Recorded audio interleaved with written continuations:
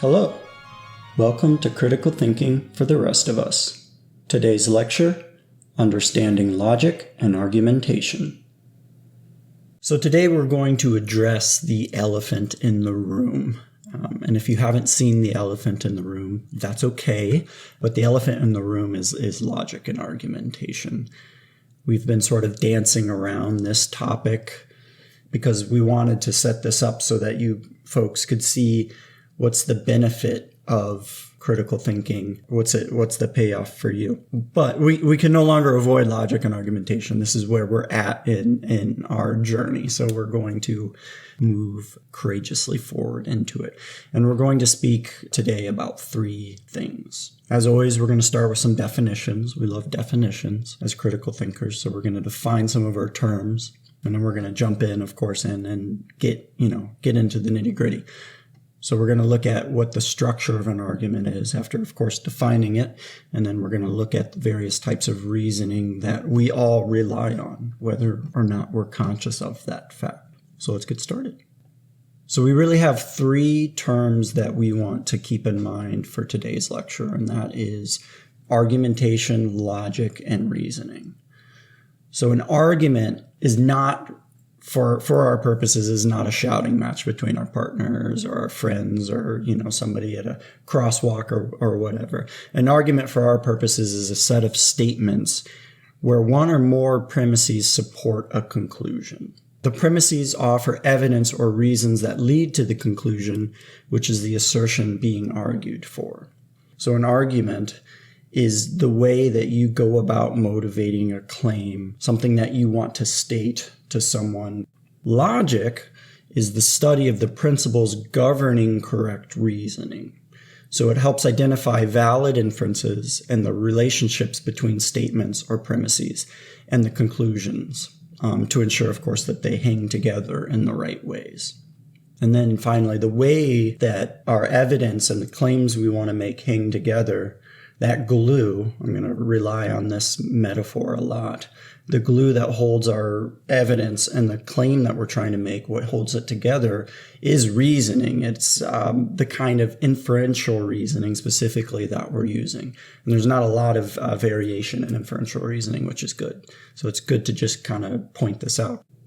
So we know a little bit about what an argument is. It's the way that we motivate a claim, whatever that claim might be, that sunglasses are silly or nursing is the best practice or schooling or whatever. It doesn't matter what it is. Whatever claim that you're trying to make, you're probably going to support it with evidence of some kind. That's an argument. So an argument is comprised of three things. Premises, your evidence, the conclusion, the thing that you're trying to motivate, and then the magical glue that holds these things together in the right way that makes your claim likely or certain. So we got to get all these pieces right in order to get a good argument going. So what are premises? This is the foundation of logic, foundation of argumentation. So for a formal definition, we'll say that premises in the realm of logic and argumentation serve as the bedrock upon which arguments are constructed. They are the statements that offer evidence or reason supporting a conclusion, and their effectiveness can significantly influence the overall validity or truthfulness of an argument. Good premises possess certain characteristics: truthfulness, relevance, and then finally, they strongly support the conclusion that you're arguing for. So premises really need to have these three components in order to be worth their salt. There's another piece here that's not added, and that's simplicity, and I'm going to tack that on as a sort of like bonus, if you will, at the end.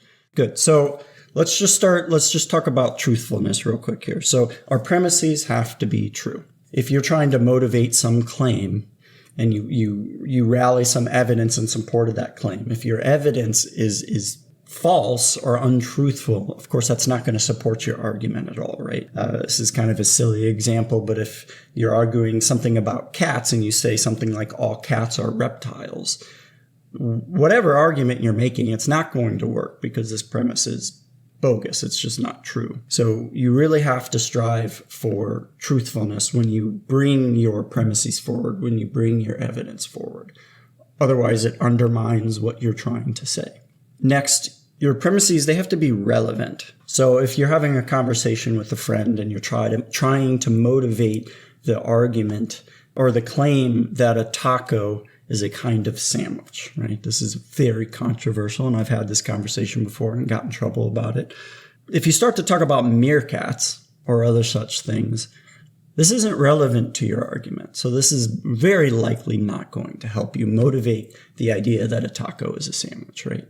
So another feature that your premises have to have, or your evidence has to have, is relevance. It has to be relevant to the thing that you're trying to say. Of course, I've given this really silly example with the meerkats, mainly just because I like meerkats and I want an excuse to talk about them. But sometimes our premises seem relevant when they're not.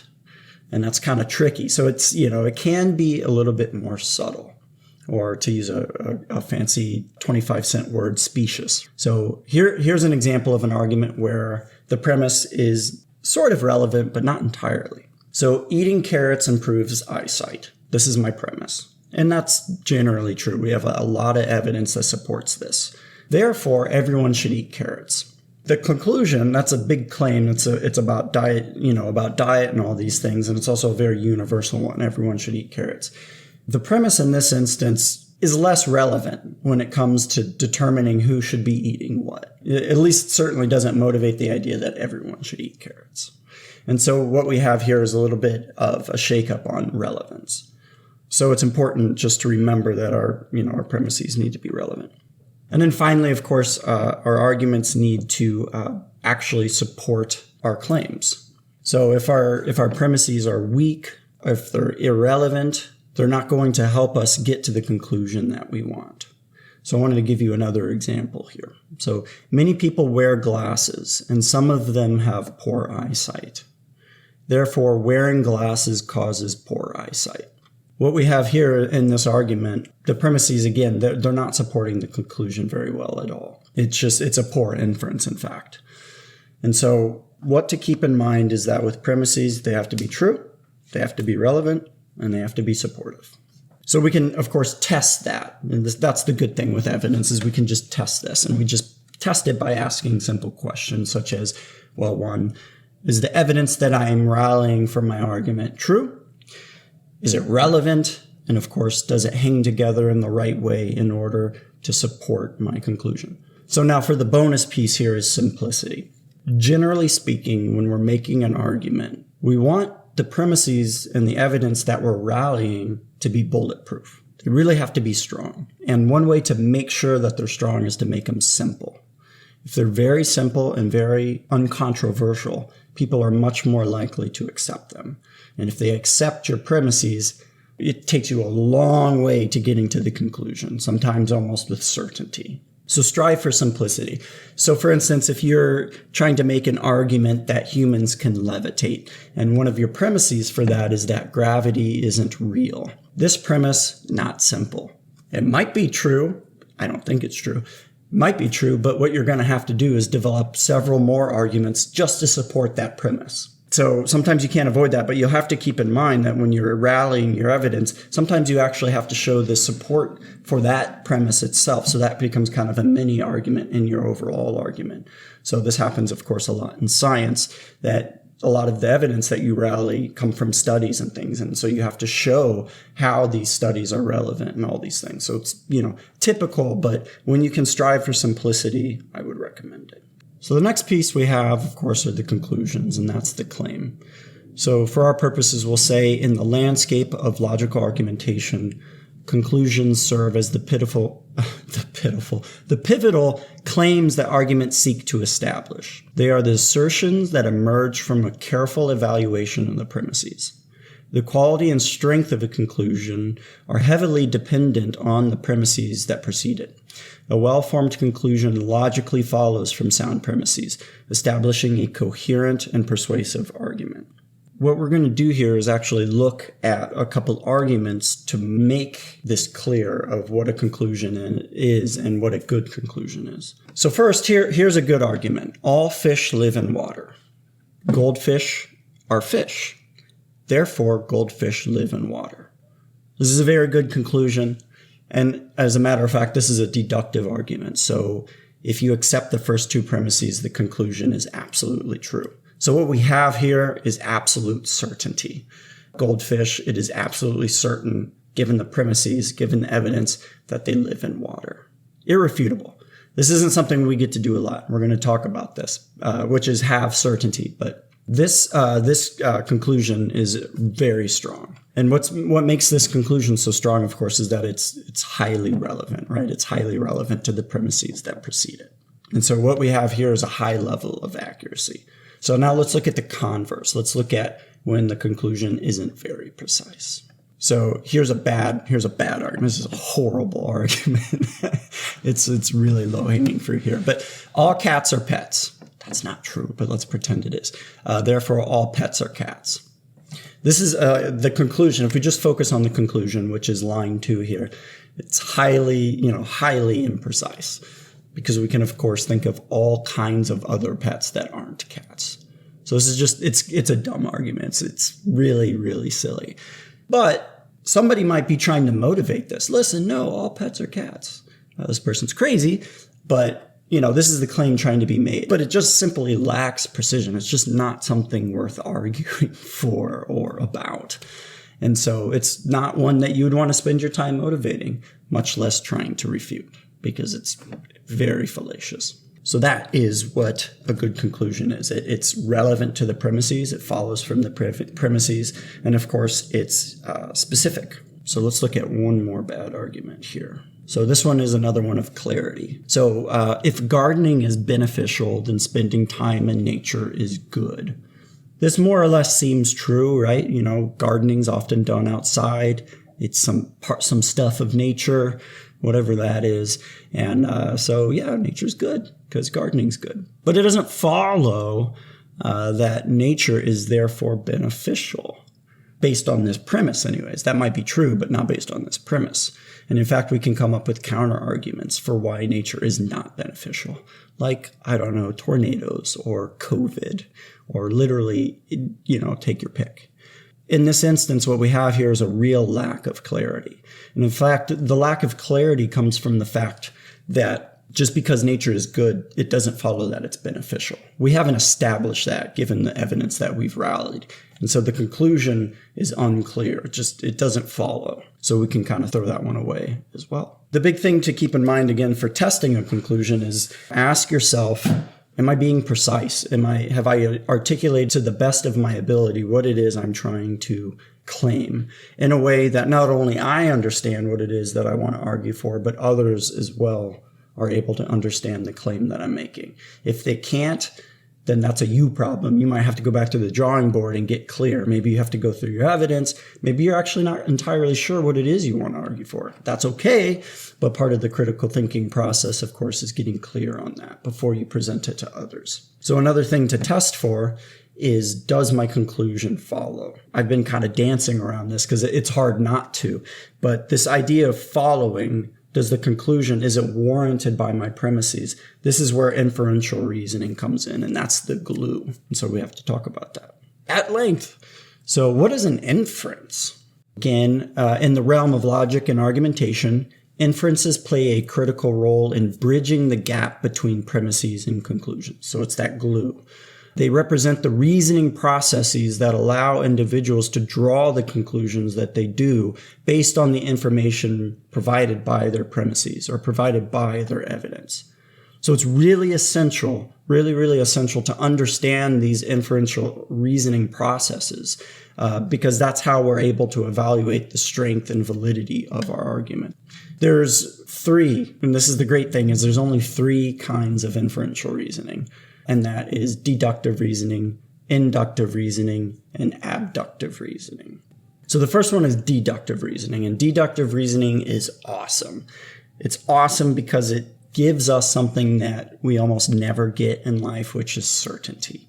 So if you're able to pull off a deductive argument, which again is sort of like the formula of your evidence relative to your conclusion, if you can pull this off, the conclusion is necessarily true, necessarily follows, and with 100% certainty.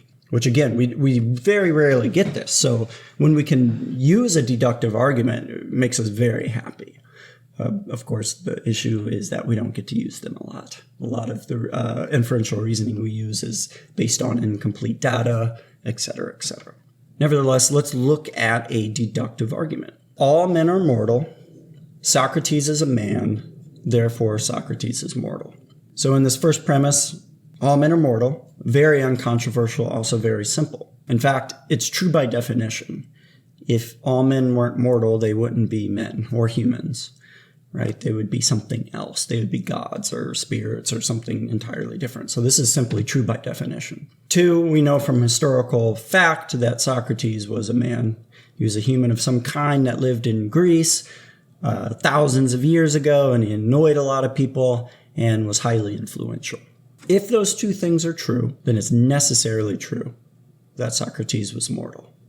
And also seems to be true because, I've never met the guy. I just met his thought. And so this is a perfect example of a deductive argument. Deductive arguments go from the general to the specific. This is the primary quality of a deductive argument. And it just seems to be the case. I don't know why. I don't know, who or what made the universe, but it just seems to be true that when you move from general principles to specific principles, if those general principles are true, the specific principles are true. It necessarily follows. And so, yes, if it's generally true as a general universal rule that humans are mortal, then anytime you talk about a specific human, it's naturally going to necessarily follow that they're also mortal. Just keep that in mind when you're thinking of deductive arguments. You're going from universal principles, rules, hypotheses, theories, maxims, whatever it might be that are really wide applying, and you're moving to specifics. Another reason, I said that we don't get to rely on this a lot is we don't often get to go from the general to the specific. Just given the fact that we're human, right? We usually go from specific to general, so the process is reversed. Inductive reasoning is literally that reasoning process flipped on its head. It's effectively when you're going from specific to general. And what happens is we lose certainty. We no longer have it anymore. What we get at best is likeliness or likelihood. So formally, we'll say that an inductive argument or inductive reasoning is a type of logical reasoning that involves drawing general conclusions from specific observations or instances. So unlike deductive reasoning, which guarantees the truth of the conclusion if the premises are true, inductive reasoning operates on the principle of probability, either statistical or just logically likely. This means that while the conclusions drawn from inductive reasoning can be strong and likely, they are not guaranteed to be true. The inherent uncertainty in this type of reasoning arises from the possibility that, for instance, future observations may not align with past experience. So inductive reasoning, it's probably, it and abductive reasoning are the main ways that we just as everyday humans reason. We generally reason from the specific to the general. And that's just in virtue of the fact that we're in situation, right? We don't have the kind of God's eye view. We don't have the keys to the kingdom, the rule book. If you were born with a rule book, please let everyone know so we can figure it out. But yeah, we just generally don't know what's going on. So we have to draw inferences from our experience. And of course, the way that we draw those inferences is what leads to more and more likeliness. So here's an inductive argument. Of the swans I observed on the lake today, say I'm a bird watcher or something, all of them were white. Therefore, it is likely that the next swan I observe will also be white. Is that necessarily true? No, it's not. It could be that there's that one, jerk swan, flies in and it's spotted or, blue or just some kind of crazy swan, I don't know, and just totally undermines my argument and stands as a counterexample. However, it's very likely that of the swans I'm going to see, given my observations, the next one will very likely be a white swan. And so what we have here, of course, is probabilistic reasoning. It doesn't necessarily follow, but it's very likely to follow. So not only do we use this a lot, inductive reasoning, in our day-to-day life, it's also, rampant in science. Most of science is done moving from the specific to the general. And the more specific, the more data effectively that we're able to conjure and to collect, the stronger our conclusions, our general conclusions will be. So a lot of the times, for instance, in science, you think of medical studies and things, they have some sort of sample set or, a number of people in a trial or whatnot. And, the credibility of their conclusions is absolutely linked to the number of participants they had in their experiments, the amount of data they were able to collect, etc. Meaning, in a sense, that the smaller your sample size, the smaller your claim has to be. So with inductive reasoning, which is, again, most of the reasoning that we will engage in, there's actually a lot of modesty that it just is built into it. We have to be a bit modest and kind of hedge our bets when it comes to drawing conclusions from specifics, because it just doesn't necessarily follow that if the premises are true, the conclusion is true. It just doesn't work like that. It's not how the glue works. And this is, of course, is no surprise to scientists and medical professionals. They know this, right? Because, as soon as you think you know something about a disease, then everything changes. So then finally, we're going to look at abductive reasoning. Abductive reasoning is, it's sort of like the forgotten cousin of the two, deductive and inductive reasoning. These two get a lot of airplay, and I think it's because of they're intuitive and they're sort of opposites of each other. And I think that kind of dialectic thinking kind of sticks in our minds a little easily. Abductive reasoning, we do it all the time. You do it in science. You do it, every day. It's just a little bit more bizarre because you go from the general to the general or the specific to the specific to kind of continue this analogy here. And it's also, it has a lot of room for error. It really does. So abductive reasoning is a form of logical reasoning that seeks to provide the most plausible explanation for a set of observations. So again, we're at the specific level, especially when complete information is not available, which it rarely is. That would be a universal knowledge, which we're humans. We don't have that. We're finite. It is often described, abductive reasoning is often described as inference to the best explanation. So given the facts, the best explanation I can give you is X. So this reasoning style is particularly useful in situations where individuals must make quick decisions or generate hypotheses based on limited evidence, which again is almost all the time. So the ground is wet. I go outside, and I look at the ground, and it's wet. Given my evidence, just this unilateral observation, I conclude, therefore, it probably, because we're being modest, it had probably rained last night. So we're going from specific to specific here. There's no sort of a shift in levels of generality at all. We're just going from one specific thing to another. One phenomenon happened, so it's likely that this phenomenon happened. How could this go wrong? How could it be that this conclusion doesn't follow from the premises? We know we know the premise is true. The ground is wet. We can assume this is true, and it is true for this. But how can we undermine the conclusion?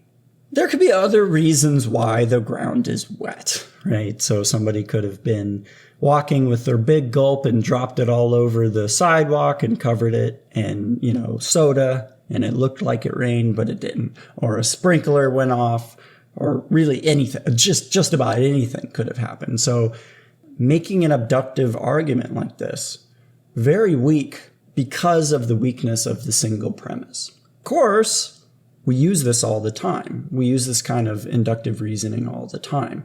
So for instance, if I get in my car in the morning and I'm trying to turn the engine over and it doesn't start, I might, it just kind of clicks. I hear the starter and that's it. I might conclude, oh, my battery must be dead. I'm not shifting from a general principle from my specific evidence, right? I'm not saying something like, oh, my car won't start, therefore all the cars in the world are obsolete. This is insane. But that would be an inductive argument that is total trash. But that isn't abductive. Given my evidence, my best explanation is blank. So this kind of reasoning is drawing hypotheses. So this is, again, something that a lot of scientists do, is they make hypotheses based on the evidence. But what you have to do after you've made your hypotheses is essentially what you do is you bracket your conclusion. It's probably rained last night, but I might be wrong. Let's investigate further. And of course, this is what we do in science, is we investigate further. And so to turn back to this idea that the ground outside is wet, therefore it might have rained last night, well, let's look at some additional evidence. Let's try to support that conclusion and see if it breaks down. Well, first off, where do I live? If you live in a desert, you already know that your conclusion is very unlikely. But if you live in the tropics, the Caribbean, all right, so that's a data point. That makes your conclusion even more likely. You don't have a sprinkler system in your yard, et cetera, et cetera. See what I mean? So you can keep rallying evidence for and against. And you want to do both. You want to do for and against. And this is important. So a lot of the times, just psychologically, what we want as people is affirmation. We want to be right. But when we're being critical thinkers, this is the whole point of having a logical argument with peers and things, is we're looking for ways to undermine our conclusions as well. We're looking for counterexamples, because counterexamples strengthen our argument, or they prevent us from wasting our time. If the claim that we want to make is simply untrue, then it's a waste of time to continue down that road, and a good counter-argument will demonstrate that to us. Or it might show the weaknesses in the claims and the inferences we're making, and allow us either to strengthen our argument or to adjust our claim just a bit. So in abductive reasoning, we're always looking for more and more evidence to support our hypotheses, which is likely, and that evidence is for but also against. That's why thinking against yourself is so important. So those are the three kinds of reasoning that we engage in. That's deductive reasoning, which goes from general to specific, and that leads to certainty, which is awesome, and what we almost never get in the world. We have inductive reasoning, which is the opposite. That's when you move from the specific to the general. And then finally, you have abductive reasoning, which is moving from the specific to the specific, from X to Y, in the sense of this is my best explanation I have given the evidence at the moment, pending further investigation. Okay, so now it's reflection question time.